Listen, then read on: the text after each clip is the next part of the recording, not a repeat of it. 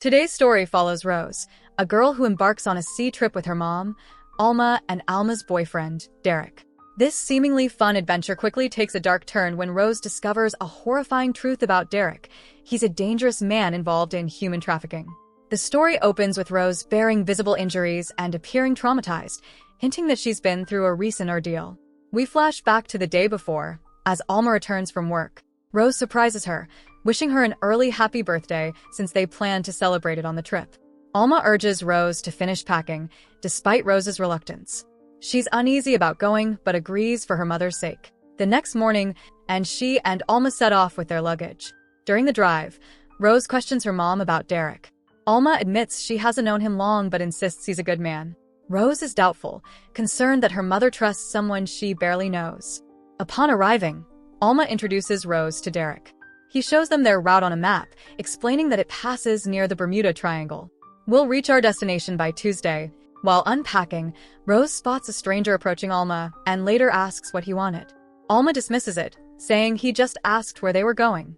This is Rose's first time meeting Derek, who tells her he bought a second-hand boat named Annalisa for their trip. They soon set sail, and as they cruise along, they celebrate Alma's birthday.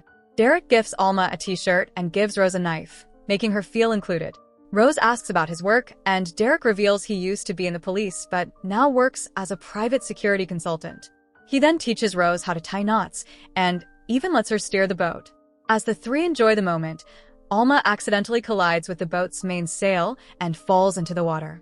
Derek quickly throws her a life jacket and sends Rose to get a first aid kit and blanket. She returns with the supplies. Alma is shaken but uninjured and apologizes to Rose, explaining that she lost her phone in the water. As storm clouds gather, they retreat to the cabin. Alma, nervous about the worsening weather, suggests they head back. But Derek reassures her it'll be clear by tomorrow. By morning, the skies are calm.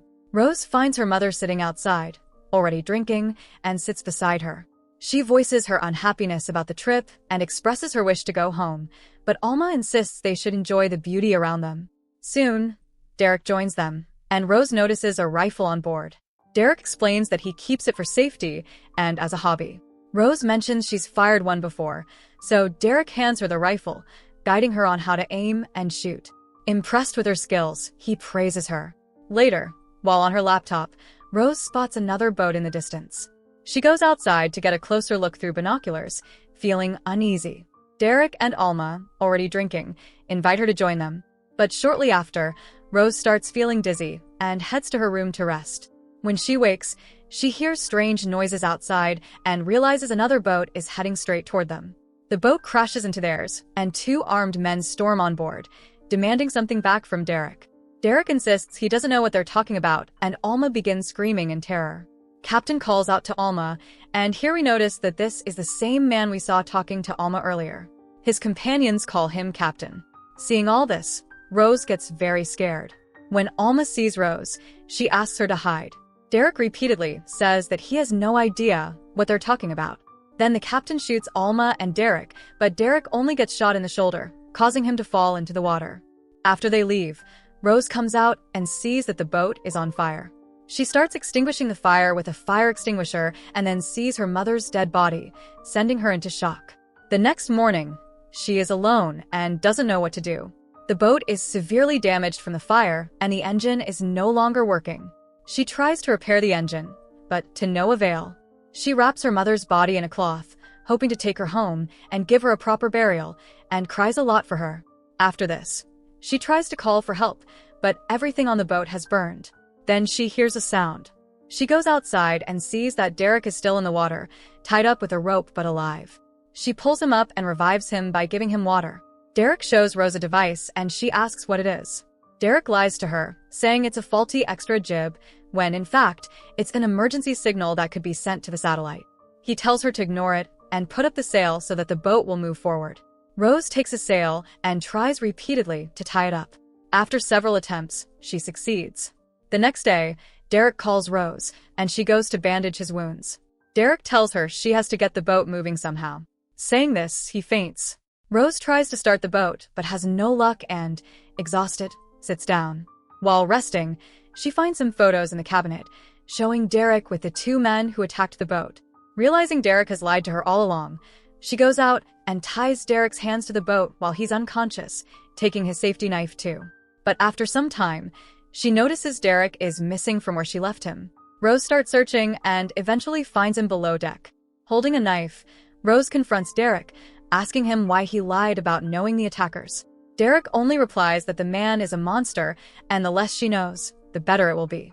His expression shows neither fear nor sadness over Alma's death, and in this way, he manipulates Rose into helping him.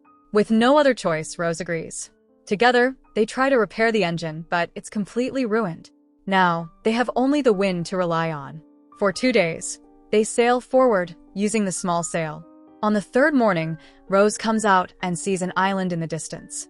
Derek is still sleeping, so she steers the boat toward the island without consulting him. However, the boat cannot reach the shore with only one sail, so they decide to take the raft.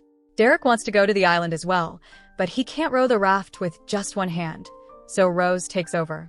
They start moving toward the island, but suddenly a part of the paddle slips from Rose's hand, and as she tries to retrieve it, she falls into the water. She can't swim and begins to drown, so Derek jumps in and pulls her to shore, then revives her with CPR. After regaining consciousness, Rose goes inside a nearby cave in search of Derek. Derek has found drinking water and urges Rose to drink some too. Realizing the island is deserted, Rose insists they must find a way to leave. Derek agrees, but points out that it's getting dark, so they'll need to spend the night there.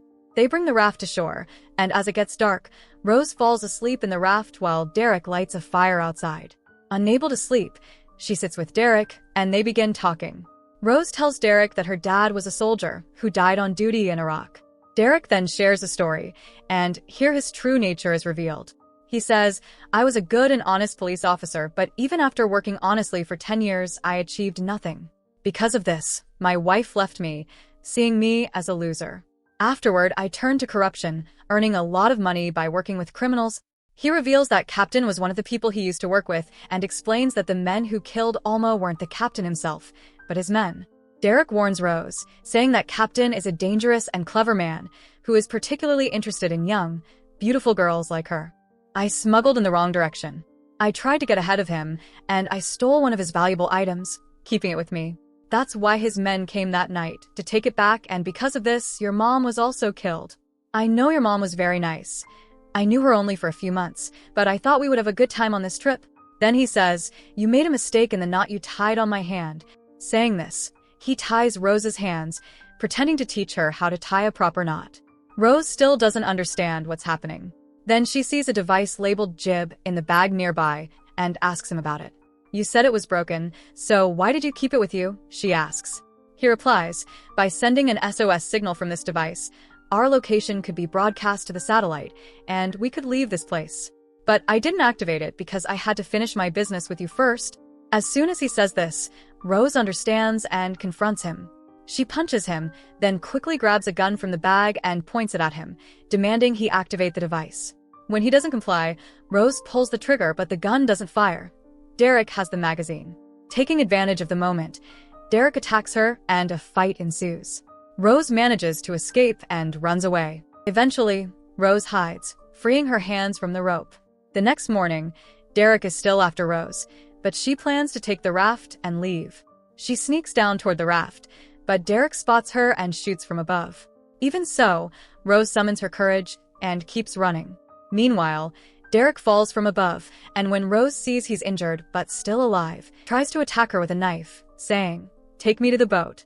The device is with me, and without me, you won't be able to activate it."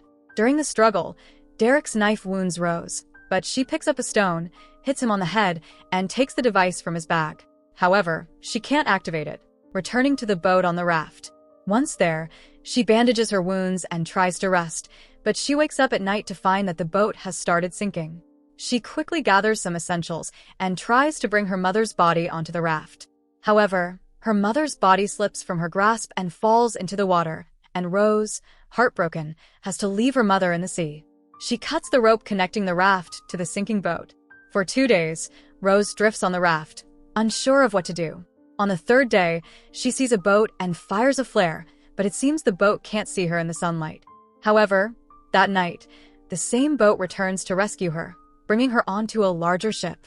Once aboard, she notices that everyone is armed, and she overhears them mention Captain, realizing that these people belong to the captain. And during this time, a girl named Tabitha stumbles in, clearly intoxicated, but a man quickly leads her away. Rose realizes that Tabitha is likely trapped here, along with other girls, because Derek had said the captain smuggles young women. Rose asks if she can take a bath, and they give her a room. Now, she fully understands her mission. If these people smuggle girls, then the captain must be on this ship too. After bathing, she prepares herself, heading to another room where she sees a man surrounded by others. She asks him, "Are you the captain?" He replies, "Yes, I am." Rose approaches him, attempting to charm him with conversation, and then, as soon as she finds an opening, she strikes, killing the captain by hitting him on the head. She leaves that room and goes to another, where she finds Tabitha and asks her for help. The captain's men discover his death, and chaos erupts as they search the ship for Rose. Rose asks Tabitha where the ship's weapons are stored. Tabitha tells her there's an arsenal in the engine room and adds that there are other girls being held captive, though none can help because they're kept drugged.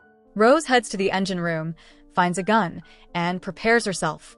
Just then, a man walks in and sees her, but Rose doesn't hesitate. She shoots him dead. Then she starts moving ahead to reach the captive girls, killing all the captain's men along the way, one by one. She encounters a woman who also worked for the captain, but Rose fights with her and kills her too. Then she comes across a strong man working for the captain. He grabs Rose by the throat and starts beating her, but she manages to escape and ultimately shoots him dead. After this, Rose goes to a room and opens the door to find very young girls held captive inside. Before she can free them, one last man loyal to the captain appears and points a gun at her.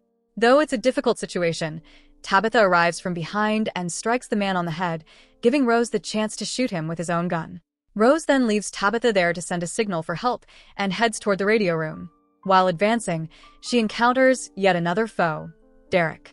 Seeing him, Rose is surprised and exclaims, "I thought you died on that island." Derek smirks and says, "I made a deal with the captain by giving him your information, and I escaped using that device." He begins hitting Rose, adding, "I already had a plan with the captain, and now no one can save you." Hearing this, Rose laughs and says, "I've already killed your captain." Enraged, Derek tries to kill her and throws her down a flight of stairs. When he returns with a gun, he realizes Rose has fled.